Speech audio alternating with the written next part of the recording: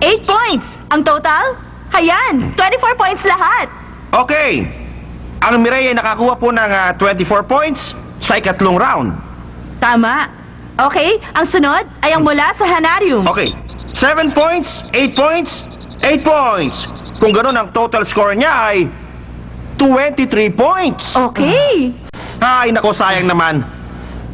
At ngayon, mga kaibigan, ito ay nasa pagitan na lamang ng Wunamjung at Daejin. Opo, mukhang mahigpit talaga ang labanan ng dalawang team. Sabik na po ako malaman ng resulta.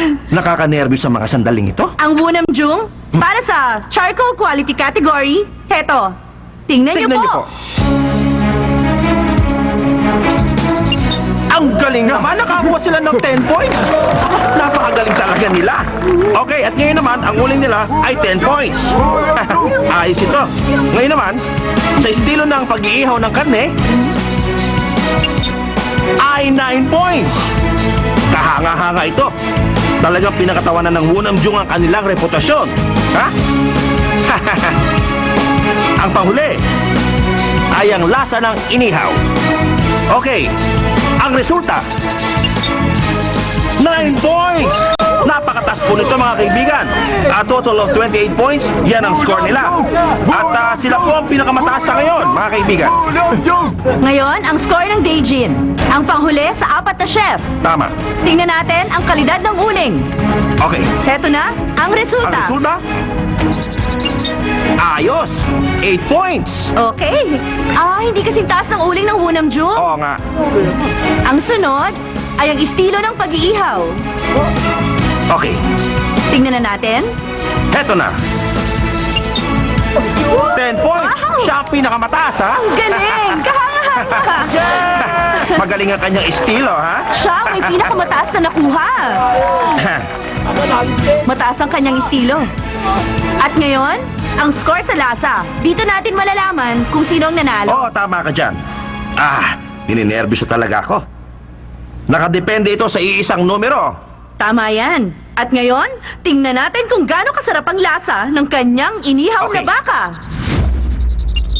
10 points siya. Abay, napakagaling. Tabla silang dalawa. Naku, Tabla silang dalawa. naku, paano na ngayon? Yung executive contract nila, paano yun? Oo nga. Imposible. Bakit naging tabla ang score namin?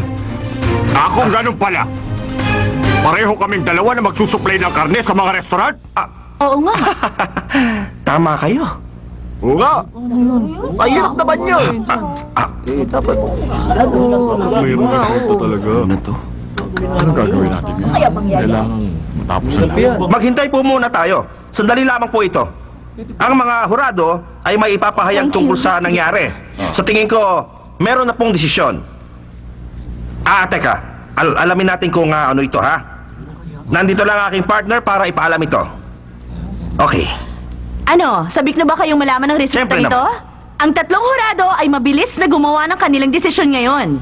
Okay? Sa charcoal grill competition, tabla ang Wunamjung at ang Daejin. Pareho silang nangunguna. Pareho ang kanilang nakuhang Tama ka score. dyan. Kaya naman, hindi may iwasan. Meron pa pong round 4 na magaganap ngayon. Round 4 daw? Bakit? Sige, naman.